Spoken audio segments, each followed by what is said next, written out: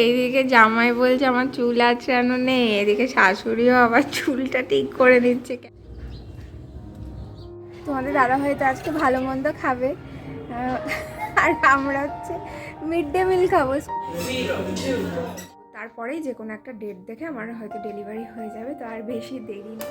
Hello everyone, কেমন আছো সবাই? আশা করছি সবাই ভালো আছো, আমিও খুব ভালো আছি। এখন তো দিন যত এগিয়ে আসছে তত আমার এক্সাইটমেন্ট আরও বেশি পরিমাণে বেড়ে যাচ্ছে। আমার থেকে বেশি এক্সাইটমেন্ট হচ্ছে আমার মায়ের আর আমার হাজবেন্ডের। কি হয়েছে? কোথায় চুল টুল সব ঠিক আছে, তাকাও।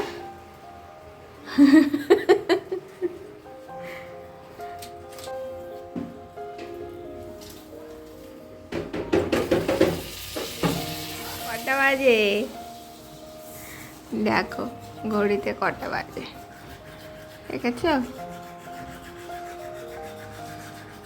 আজকে আমরা উঠে গেছি, মা প্রত্যেকদিন আগে ওঠে।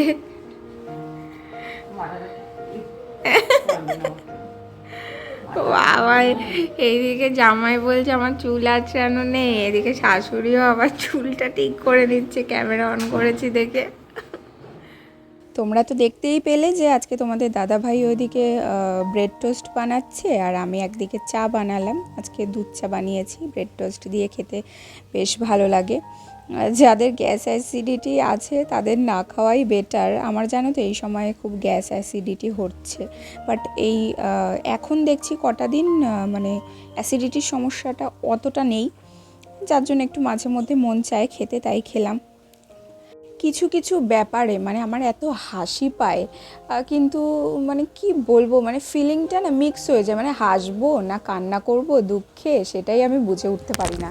আসলে আমার নিজের ব্যাপারে কিছু অজানা কথা যখন আমি বাইরের মানুষজনদের কাছ থেকে জানতে পারি, তখন আমার খুব অবাক লাগে যে আমি নিজেই জানি না আমার এই কথাটা মানে তারা জেনে বসে আছে। যাই হোক, শুধু আমি কেন, এরকম প্রত্যেকের জীবনেই আশেপাশে অজস্র নেগেটিভ মানুষজনে ভর্তি রয়েছে, যারা নিজেদের লাইফস্টাইল নিয়ে না ভাবনা চিন্তা করে পরের লাইফস্টাইল নিয়ে বেশি আগ্রহী হয়ে বসে থাকে, সময় নষ্ট করে।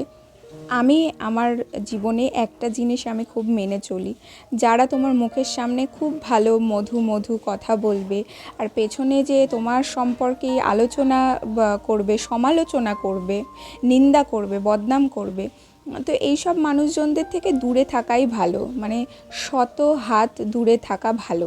আর যারা একদম মানে সামনাসামনি শত্রুপক্ষ, তাদেরটা তো আমরা জানি যে এরা শত্রু, এরা আমার ক্ষতি ছাড়া আর কিছু চাইবেই না, তাদেরটা আমরা জানি, সেখান থেকে আমরা সাবধান থাকতে পারবো। কিন্তু এই ধরনের মুখোশধারী মানুষজনদের কাছ থেকে আমরা কিভাবে সাবধান হব বলো? তো যার জন্য আমি এদেরকে একদম টলারেট করি না, একদম জীবন থেকে পুরো দূরে সরিয়ে দিই, সে আমার যতই বড় কাছের লোক হোক না কেন। তো আজকে যেহেতু রোদ উঠেছিল, ছাদে এসে একটু হাঁটাচলা করছিলাম। হাঁটাচলা করলেই আমি দেখেছি শরীরটা ভালো থাকে, কাজ না করে বসে থাকলে বেশি শরীর খারাপ হয়। আজকে ছাদে এই একটাই জবা ফুল ফুটেছে। আজকে হচ্ছে আবারও ডক্টরের একটা চেক আপ আছে, তো 28 দিনের মাথায় এই চেক আপটা দিয়েছে, আর আজকে হয়তো ফাইনালি একটা ডেট দিলেও দিতে পারে ডেলিভারির, তো জানি না, ওখানে গেলে পরেই জানতে পারবো। তো তার আগে কিন্তু কোনো টেস্ট দেয়নি, মানে টেস্ট রিপোর্ট কিছুই দেখানোর নেই। ডক্টর বলেছিলেন যে 28 দিনের মাথায় যেতে, তো গেলে পরেই কিছু টেস্ট দেবেন, আর লাস্ট হয়তো একটা আলট্রাসোনোগ্রাফি দেবেন, তো সেখানেই যাব। এখন তোমাদের দাদাভাই রেডি হয়ে বেরিয়ে যাচ্ছে। আজকে প্রচুর জ্ঞানের কথা শেয়ার করে ফেলেছি, আর জ্ঞান দেব না, হয়তো তোমরা বোর হয়েছো কি না তা জানি না, বুঝতে পারছি না। তো এদিকে নিচে নামার সময় দেখলাম তোমাদের দাদাভাই রেডি হয়ে গেছে, অলরেডি বেরিয়েও পড়েছে। তো দেখতেই পেলে তোমাদের দাদাভাই তো বেরিয়ে গেল, ও আগে থেকে বলল যে আমি গিয়ে নাম টাম রেজিস্টার করাই, মানে যেগুলো করতে হয় আগে থেকে, তো ওগুলো করাতে থাকি, তুমি আর মা আসো। তা বললো বেশি দেরি করো না, ঝটপট রেডি হয়েই চলে আসো। আর আমার এখানে দেখো ব্যাগপত্র সব গুছিয়ে রেখে গেছে, এখন ঝটপট করে মা স্নানে গেছে, বেরোলে পরে আমি স্নানে যাব, আর আমি স্নান করতে করতে মায়ের ততক্ষণে পুজো দেওয়াটাও হয়ে যাবে, তারপরে বেরিয়ে পড়তে হবে। দেখো বন্ধুরা, ঝটপট করে স্নান করে রেডি হয়ে গেছি। আর তোমাদের দাদাভাই বললো সমস্ত কিছু ওখানে রেডি হয়ে গেছে, তোমরা ভ্যান ধরে চলে আসো। তো এখন রাস্তার মুখে যাব আর রিক্সা ভ্যান ধরবো আর চলে যাব আমি আর মা। তো চলো এখন বেরোনো। আজকে হসপিটালে এসে আমায় একদম মানে ওয়েট করতে হয়নি কি মানে আমি মানে বসার সময়ই পাইনি। তোমাদের দাদাভাই বললো যে সোজা একদম চেক আপ রুমে চলে যাও। এটা তো প্রত্যেকবারের একদম ডেলি রুটিন হয়ে গেছে, যে বাড়ি আসে সে বাড়ি এই চেক আপগুলো করতে হয়, যেগুলো ওরা ডক্টরের প্রেসক্রিপশানে অলরেডি আগে থেকে নোট করে দেয়। আর এখানে দেখো মা আর রঞ্জন দুজনে মিলে মনে হয় কোনো একটা টপিক নিয়ে হাসাহাসি করছিল, আমার এই মুহূর্তে মনে পড়ছে না। তো ডক্টর দেখানো আমাদের কমপ্লিট। আর কি কথাবার্তা হলো না হলো, কি বললেন ডক্টর, আদৌ ডেট দিলেন কিনা, সমস্তটা তোমাদের সাথে বাড়িতে যেয়ে শেয়ার করছি। এই জাস্ট ঘরে আসলাম, এই আসার সময় একটু সবজি বাজারও করলাম ওখান থেকে আমি আর মা। ও আর তোমাদের দাদাভাইয়ের কথা তো বলা হয়নি, ও আজকে হচ্ছে অফিস পিকনিকে যাচ্ছেন। ডাক্তারের ওখানে কি কথা হয়েছে না হয়েছে, ফাইনাল কোনো ডেট দিয়েছে কিনা আদৌ, তো সেটা একটু পরে কথা বলছি। আগে একটু ফ্রেশ হয়ে নিই, তারপর আর প্রচণ্ড খিদেও পেয়ে গেছে, কারণ সেই সকালে চা আর ব্রেড খেয়েছি, আজকে তো সেমন কিছু খাইনি। পরে আবার তোমাদের সাথে কথা হচ্ছে। আসার পরে মা রান্না করেছে আজকে আমাদের দুপুরের লাঞ্চ হচ্ছে ডিম সেদ্ধ আর হচ্ছে ডালিয়া, সাথে উপরে ঘি ছড়িয়েছে। মিড ডে মিলের মতো লাগছে। একটু সাজুগুজু অবস্থায় দেখছো, কারণ হচ্ছে একটু রিলস বানাচ্ছিলাম আসার পরে। এখন খাওয়া দাওয়া করে নিই। আর তোমাদের দাদাভাই তো আজকে ভালো মন্দ খাবে, আর আমরা হচ্ছে মিড ডে মিল খাবো। স্কুলে মিড ডে মিল দেয় না, সেরকম মনে হচ্ছে দেখে। না, অনেকদিন পরে ডালিয়া খাবো, আর ভালোই লাগে খেতে, মা যেভাবে করে সবজি টবজি দিয়ে, আর এটা খাওয়াও খুব হেলদি।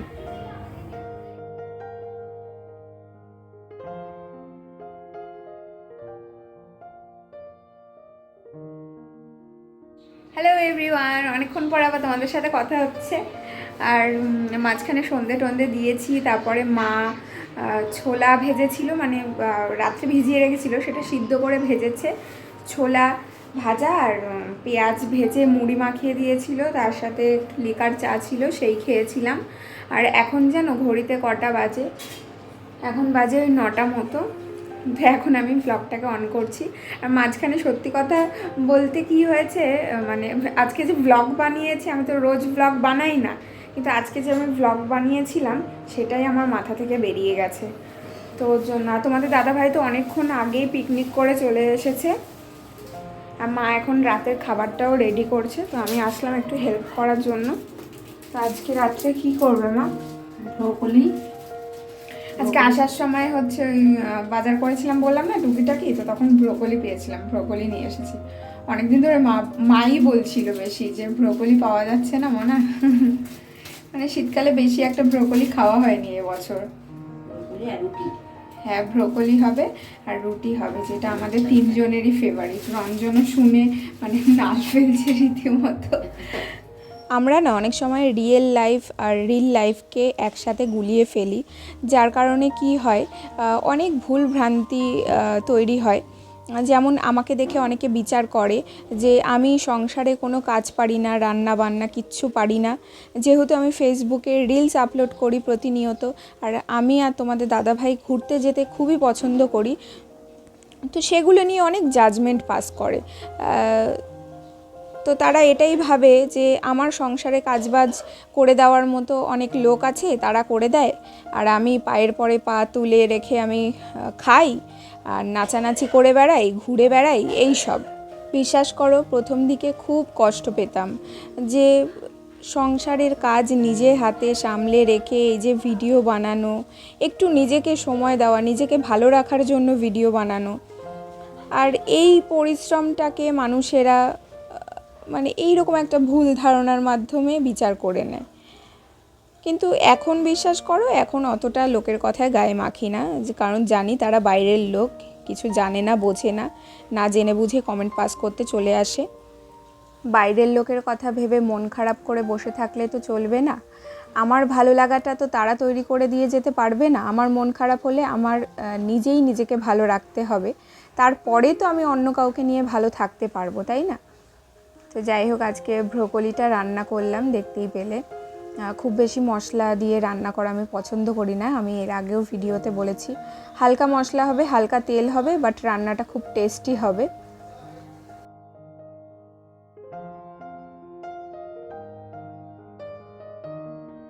চিনি খাওয়াটা জানো তো এখন থেকেই একটু একটু করে অ্যাভয়েড করার চেষ্টা করছি।